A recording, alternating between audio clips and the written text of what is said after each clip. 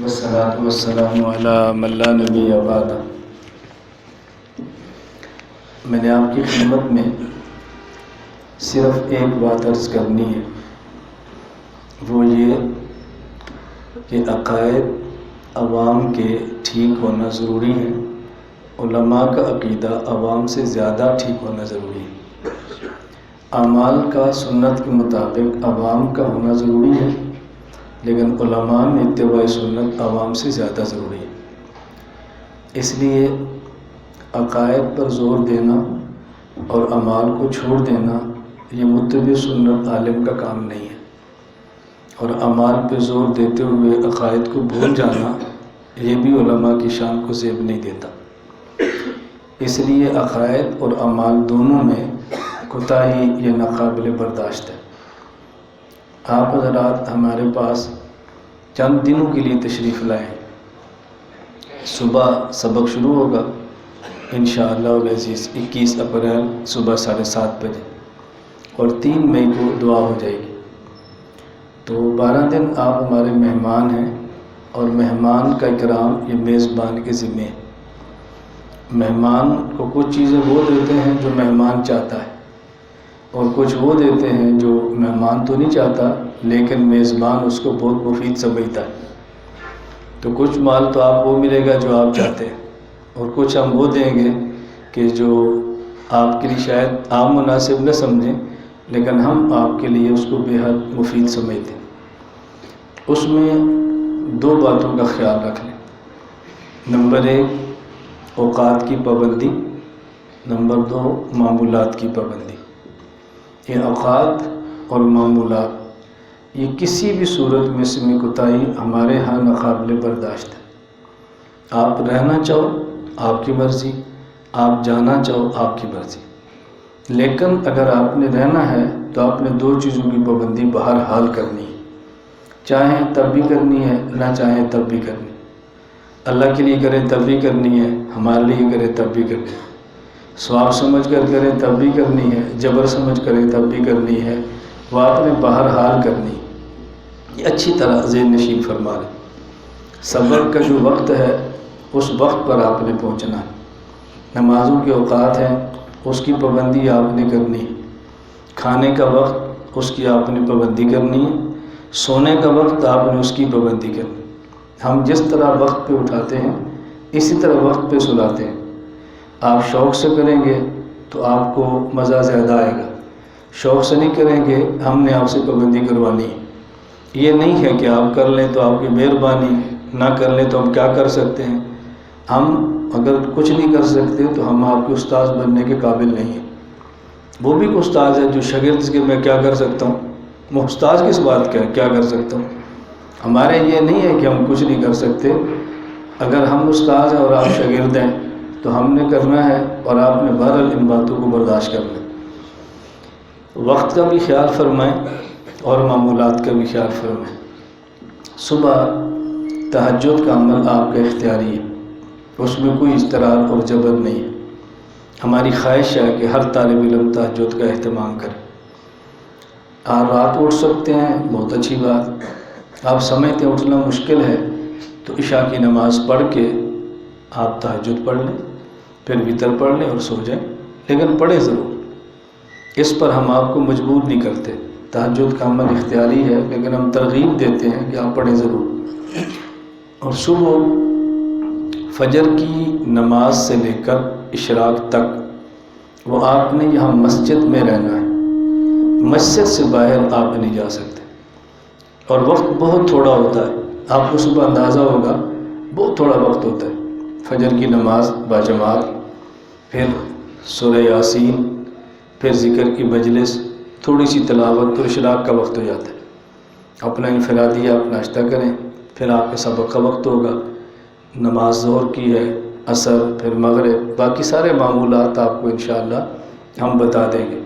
میں نے عرض کیا کہ آپ نے معمولات کا بھی خیال کرنا ہے اور اوقات کا بھی خیال کرنا ہے۔ یہ اوقات اور معمولات کا خیال کیوں کرنا ہے؟ ہماری زندگی بہت تھوڑی ہے اور ہمارا کام بہت زیادہ ہے۔ تھوڑے وقت میں زیادہ کام کرنا ہو تو پھر آدمی کو وقت کی پابندی کرنا پڑتی ہے۔ اور وقت کی پابندی کے ساتھ اعمال کا خیال کرنا پڑتا ہے۔ زندگی تھوڑی ہے نا، جب تھوڑے وقت میں زیادہ کام کرنا ہو، وقت کی پابندی نہیں کریں گے تو کام کیسے کر پائیں گے؟ آپ اس کا خود خیال فرمائیں۔ اور تھوڑی سی زندگی میں اگر آپ مشقت برداشت نہیں کریں گے تو آخرت کیسے بنائیں گے؟ موت کے بعد دوبارہ دنیا میں نہیں آنا، جو تھوڑا سا وقت اللہ نے دیا ہے اسی پر فیصلہ ہونا ہے کل کامیابی اور ناکامی کا۔ خوش قسمت وہ انسان ہے جو اپنی تھوڑی زندگی کھپا لے، اعمال پہ خود کو لگا لے۔ یہ بات میں صرف آپ کو نہیں کہتا، اساتذہ سے بھی کہتا ہوں۔ ابھی عصر کی نماز سے پہلے ہمارا اجلاس تھا تو میں یہ بات اساتذہ خدمت بھی عرض کر رہا تھا کہ ہم اپنا مزاج بنا لیں۔ آج تہجد کیوں نہیں پڑھا؟ تھکے ہوئے تھے۔ یہ کیا ہوا تھکے ہوئے تہجد چھوڑ دی؟ بھئی تھکے ہیں پھر بھی اٹھیں۔ آپ رات کو 12 بجے سوئیں اور صبح 4 بجے آپ کی گاڑی ہو، میں آپ کے سے پوچھتا ہوں ایمان کے ساتھ بتاؤ، صبح آپ 2 بجے اٹھو گے یا نہیں؟ جی آپ تو تھکے ہوئے، کیوں اٹھ گئے آپ سمجھتے ہیں میری ضرورت ہے۔ تہجد ہمیں نہیں سمجھ آ رہا کہ میری ضرورت ہے، ہمیں سمجھ نہیں آ رہی۔ مولا علی قاری رحمہ اللہ فرماتے ہیں لیس من الکاملین الا من یقوم باللیل۔ آج تک ایسا نہیں ہوا کوئی شخص صاحب کمال ہوا ہو اور اس رات کا قیام نہ کیا ہو، کبھی ایسے نہیں ہوا۔ رات کے قیام قرآن کریم میں ان ناشئۃ اللیل ہی اشد وطئا واقوم قیلا، یہ رات کا اٹھنا انسان کو انسان بناتا ہے۔ یہ کیا ہوا تھکے ہوئے تھے؟ کیا تھکے ہوئے ہیں؟ میں عصر سے پہلے سادہ کارگزاری سنا رہا تھا تو میں نے کہا ابھی 4 دن قبل ہمارا سفر تھا ملیشیا، کوالالمپور سے جوہر بارو کا۔ یہ تقریباً 4-4.5 گھنٹے کا سفر ہے بائی روڈ۔ تو عشاء کی نماز کے بعد میں نے سنت بھی پڑھ لی اور وطر بھی پڑھ لی کہ آگے ہو سکتا ہے لیٹ پہنچے اور وہاں پہنچ کے شاید وطر کا مسئلہ نہ بن جائے تو پڑھ لیں۔ ہم وہاں پہنچے تقریباً 1:30 بجے اور سوئے ہم 2 بجے، صبح اٹھے ہم 4:45 بجے۔ میں نے تہجد پڑھے، وطر پھر پڑھ لیے۔ میں بھول گیا کہ میں نے عشاء سے پہلے بھی وطر پڑھے تھے، تو پڑھے تھے کہ رہ نہ جائے اور پڑھنے پڑے 2 مرتبہ۔ میں نے کہا دیکھو ہم اتنے کمزور سے انسان ہیں۔ پھر اپنی تلاوت کی، پھر ذکر کیا، فجر کی نماز پڑھی، اس کے بعد سو گئے، 9 بجے اٹھے، پھر اپنے کام میں لگ گئے۔ تو میں نے اساتذہ سے کہا اگر میں عشاء کا بیان مغرب کا بیان کر کے، رات کا سفر کر کے 2 گھنٹے 3 گھنٹے سو کر پھر تہجد پڑھ کے پھر کام کر سکتا ہوں، ایک جگہ پہ رہنے والا بندہ کیوں نہیں کر سکتا؟ بس ہمارا ایک مزاج بنا ہوا ہے، بس تھکے ہوئے، سبق میں کیوں نہیں پہنچے؟ تھکے ہوئے۔ تہجد میں کیوں نہیں اٹھے؟ بس تھکے ہوئے تھے۔ نماز جماعت سے کیوں رہ گیا؟ تھکا ہوا بہت تھا، آنکھ نہیں کھلی۔ آنکھ نہ کھلنی اور بات ہے، آنکھ کھل جائے پھر نہ اٹھے یہ اور بات ہے، دونوں میں فرق سمجھیں آپ۔ تو میں نے اس لیے گزارش کی ہے، آپ علماء ہیں، آپ نے امت کی قیادت کرنی ہے۔ جو تھکاوٹ کے ڈر سے معمولات چھوڑ دے وہ امت کی قیادت نہیں کر سکتا، وہ امت کی رہنمائی نہیں کر سکتا، اور یہ امت کی رہنمائی سے تعلق نہیں ہے، ہماری اپنی ذاتی ضرورت ہے۔ میں نے اس لیے گزارش کی ہے، اوقات کی پابندی کیوں کرنی ہے؟ زندگی تھوڑی ہے، کام زیادہ کرنا ہے، اور تھوڑے وقت میں زیادہ کام کرنا ہو تو وقت کی پابندی بہت ضروری ہے۔ معمولات کا اہتمام کیوں کرنا ہے؟ ہماری تھوڑی محنت پر اور تھوڑی سی زندگی کے معمولات پر آخرت کی دائمی زندگی کا فیصلہ ہونا ہے۔ آج کی زندگی کھیل کود میں تباہ مت کرو۔ ابھی آپ کھانا کھائیں گے، 8:15 بجے نماز ہوگی، آپ 8:45 بجے سو سکتے ہیں، کیوں نہیں سو رہے؟ کیوں گپے لگا رہے ہو؟ کیوں یارانے گانٹ رہے ہو؟ آپ کہو نا میں نے صبح تہجد میں اٹھنا ہے، کیوں گانٹ رہے ہو؟ 2 ادھر کھڑے ہیں، 4 ادھر کھڑے ہیں، 5 ادھر کھڑے ہیں، یہ ذہن نشین فرما لیں کہ یہاں ایسا نہیں ہوگا، یہ 2-4 کی گپیں نہیں ہوگی، یہ ذہن میں رکھ لیں۔ باقاعدہ استاد نگرانی کریں گے اور آپ کو سلائیں گے، آپ کو نہیں نیند آئے گی تب بھی آپ تکلفاً سوئیں گے ضرور، آپ نے لیٹنا ہے اپنے بستر پر۔ اس کے بعد بھی آدمی کہ میں تہجد میں نہیں اٹھتا، اس کی قسمت پہ ماتم ہی کر سکتے۔ ماحول بھی اللہ نے دیا ہو، آپ اس بات پہ بہت غور کریں۔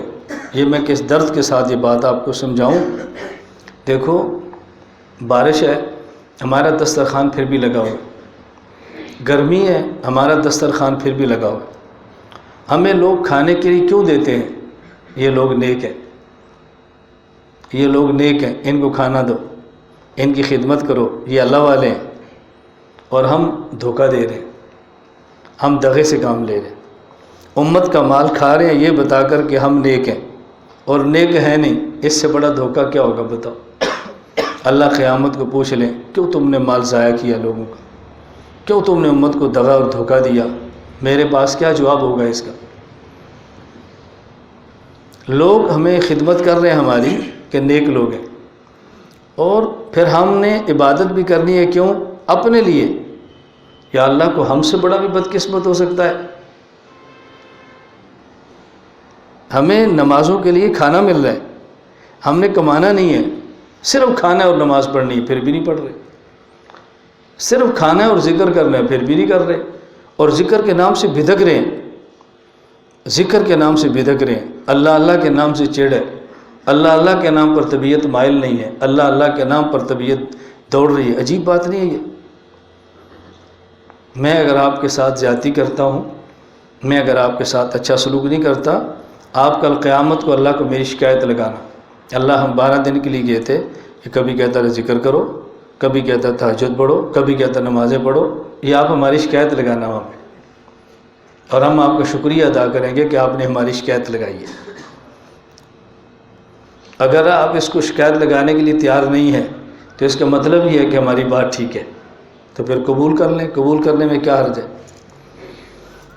تو آپ نے اس کا اہتمام کرنا ہے، ٹھیک ہے انشاءاللہ۔ ابھی 7:45 پر آپ کا کھانا ہے، آج کھانا جلدی ہے، کل تھوڑا سا وقت بدل جائے گا 12 دن کے لیے۔ آپ جائیں گے، دسترخوان لگا ہوگا، کھانا کھائیں، استنجا کریں، وضو کریں، اور مسجد میں آئیں اور نماز کی تیاری کریں۔ دیکھو یہ جو 10 منٹ آپ نے باہر کھڑے ہو کے گپیں لگانی ہیں، وہ 10 منٹ قرآن پڑھ لیں، کیا فرق پڑتا ہے؟ 10 منٹ تلاوت کر لیں، کیا فرق پڑتا ہے؟ یعنی عجیب بات نہیں ہے؟ باہر ہم کھڑے ہیں، مسجد میں نہیں آ رہے، باہر کھڑے ہیں اندر نہیں آ رہے، اذان بھی ہو گئی ہے، آئے بھی پڑھنے کے لیے ہیں، آئے بھی دین کے لیے ہیں، تعلق بھی اور ہمارا آپ کا کوئی نہیں ہے، اور پھر بھی باہر کھڑے۔ ایسی کوتاہی ہو تو پھر آپ یقین فرمائیں کہ ہمیں سوچنا چاہیے کہ کس گناہ کی وجہ سے میرے ساتھ یہ ہو رہا ہے، میں نے کون سی اللہ کی نافرمانی کی ہے کہ اللہ مجھے محروم فرما رہے ہیں، اللہ مجھ سے محبت نہیں کرتے جو مجھے اپنے قریب نہیں آنے دے رہے۔ پھر اللہ سے رو کر محبت مانگو، پھر ہم اپنی گناہوں کو سوچ کر خدا سے معافی مانگیں، پھر کوتاہیاں ذہن میں رکھ کے اس کے تدارک کی کوشش کریں۔ میری بات سمجھ آ رہی ہے آپ کو؟ ہاں عبداللہ ویکھ لیا، تو ویکھ لیا کہ نہیں؟ میری عادت ہے بیانات کے درمیان کو دائیں بائیں دیکھے تو میں پوچھتا ہوں بھی آپ نے دیکھ لیا، اب بیان شروع کریں۔ ان کا اپنا کام ہے، آپ کیوں دیکھتے ہو اس کو؟ یہ آپ کو یہ میری بات سمجھ آ جائے نا، اپنے کام سے کام رکھنا ہے، آپ کسی کی غیبت نہیں کرو گے۔ بہتان تو بہت دور کی بات ہے، الزام تو بہت دور کی بات ہے، جو گناہ دیکھا اس کا تذکرہ بھی نہیں کرو گے۔ ہمیں اس سے کیا غرض ہے؟ ہم کسی کی برائیاں کیوں کریں؟ ہم کسی پر الزام کیوں لگائیں؟ ہم اپنی عاقبت تباہ کیوں کریں؟ وہ گناہ کر کے سویا ہوا ہے اور ہم جاگ بھی رہے ہیں اور اپنے نیک اعمال اس کو دے رہے، اس کے گناہ اپنے کھاتے میں ڈال رہے۔ انا للہ و انا الیہ راجعون۔ کیا ہم نے اپنی زندگی تباہ کر ماری؟ تھوڑی سی زندگی کو کام پہ لگاؤ، امت میں دائیں بائیں مت دیکھو، کسی کی پرواہ مت کرو، اپنے کام سے کام رکھو۔ اللہ آپ کو دنیا اور آخرت میں خوشیاں عطا فرمائے، اللہ دنیا آخرت میں آپ کو عزت عطا فرمائے۔ ہمیں آپ سے محبت ہے اس لیے ایسی بات کرتے، اور محبت نہ ہو تو آدمی کہتا ہے جانے دو، ہمیں کیا ان سے، لیکن یہ بات نہیں ہے۔ آپ نے وقت دیا ہے، آپ دور سے تشریف لائیں، آپ کو سنبھالنا ہماری ذمہ داری ہے۔ کوتاہی ہوگی اللہ قیامت کو پوچھے گا، یہ تو چھوٹے تھے، اتنی دور سے آئے تھے، تم نے ان کا خیال کیوں نہیں کیا؟ بتاؤ ہم اللہ کو کیا جواب دیں گے؟ اس لیے سنبھالنا یہ ہماری ذمہ داری ہے۔ جس طرح ہمارے ذمے ہے کھانا وقت پر ہو اور اچھا کھانا ہو، تو ہمارے ذمے ہے کہ آپ کے اعمال بھی ہوں اور اچھے اعمال ہوں۔ صرف آپ نے جتنا لمبا سفر کیا ہے دنیاوی غرض کے لیے نہیں کیا، دینی غرض کے لیے کیا، اور پھر بھی ہم آپ کے دین کا خیال نہ کریں، کیوں نہ کریں بھائی؟ اللہ ہم سب کو توفیق عطا فرمائے۔ ابھی بھائی فروق معاویہ صاحب نے آپ کے سامنے نعت پڑھی ہے حیات النبی صلی اللہ علیہ وسلم، اور میں نے جان بوجھ کے پڑھوائی ہے کہ جو عقیدت پر آئے ہیں وہ خوش ہو جائیں، اور جن کو ہم سے عقیدت نہیں وہ تیسرے گیئر میں تو ان کو پانچواں لگ جائے۔ جی ہاں، رہتے ہیں تو رہے، جاتے ہیں تو جائیں۔ ہمارے ساتھ جس نے رہنا اس کو ہمارا مزاج کھلا کھلا نظر آنا چاہیے۔ ہم حالات سے پرواہ نہیں کرتے، ہم حالات سے ٹکراتے ہیں۔ آپ یقین فرمائیں، ہمارا ساتھی کو مزاج کو ہوتا ہے، ہم کسی کو چھیڑتے نہیں ہیں، لیکن جو پنگا بازی کرتا ہے نا پھر ہم ٹکراتے ہیں، اور شیروں کی طرح نہیں، ببر شیروں کی طرح جیتے ہیں۔ پانی بہہ رہا ہو تو شیر ادھر نہیں جاتا جدھر پانی جاتا ہے، شیر پانی کے بہاؤ کی مخالف سمت پانی کو چیر کے چلتا ہے، اور پھر بتاتا ہے کہ میں ببر شیر ہوں۔ میں ابھی کراچی گیا جب، تو وہاں کے شیخ الحدیث ہیں جامعہ اشرف المدارس کی، ان کی اہلیہ فوت ہوئی تو میں تعزیت کے لیے گیا، تو ایسے انہوں نے مجھ سے بیمار پرسی کی، تو میں نے کہا میں ہسپتال میں گیا تھا ایسے اجنبیوں کی طرح، مجھے کیا پتہ یہ ہسپتال کون سا ہے، مجھے بھی نہیں پتہ مجھے دل کی تکلیف ہے۔ میں تو یہ سوچ کر ابھی 9:30 ہو گیا، 11:30 بجے فلائٹ ہے، وقت بہت کم ہے۔ ایک ڈاکٹر کو فون کیا تو اس نے کہا 20 منٹ تک آتا ہوں۔ میں نے کہا وقت تھوڑا ہے، ہسپتال جلدی جائیں، کوئی دوائی لینے اور سفر کرنے، آگے میرا بیرون کا سفر تھا۔ وہاں ایمرجنسی میں گئے تو انہوں نے خیر چیک کیا تو انہوں نے کہا تو ہارٹ اٹیک ہوا ہے۔ خیر وہ علاج ہوا، اللہ نے کرم کیا، ٹھیک ہو گئے۔ تو میں نے ان سے کہا جس طرح ڈاکٹر اکٹھے ہوئے کہ مجھے اندازہ نہیں تھا مجھے یہاں کوئی جانتا بھی ہے، انہوں نے جو جملہ کہا میں وہ سنانا چاہتا ہوں۔ تو انہوں نے کہا شیر کو خود نہیں پتا ہوتا میری کتنی طاقت ہے، شیر کو خود بھی نہیں پتا ہوتا میری کتنی طاقت ہے۔ جب اسے کو ٹکراتا ہے نا پھر شیر جب اٹھتا ہے تو پھر احساس ہوتا ہے اس کی طاقت کتنی ہے۔ تو ہماری بات سمجھ آ گئی؟ ہم میں سے نہیں ڈرتے، تم ہمارے بارے میں کیا رائے قائم کرو گے؟ یہ کہیں گے جی اپنی تعریفیں کرتے ہیں تو کہتے رہو، ہمیں کیا فرق پڑتا؟ نہیں وہ آدمی شیر، وہ کہہ نہیں جی میں تو گیدڑ ہوں۔ کیسی منافقت ہے بھائی، میں تو گیدڑ ہوں۔ وہ کہ بھائی تم گیدڑ ہو تو ہمیں تم دھاڑنا کے سکھاؤ گے، اور گیدڑ ہو تم ہمیں کیا لڑنا سکھاؤ گے؟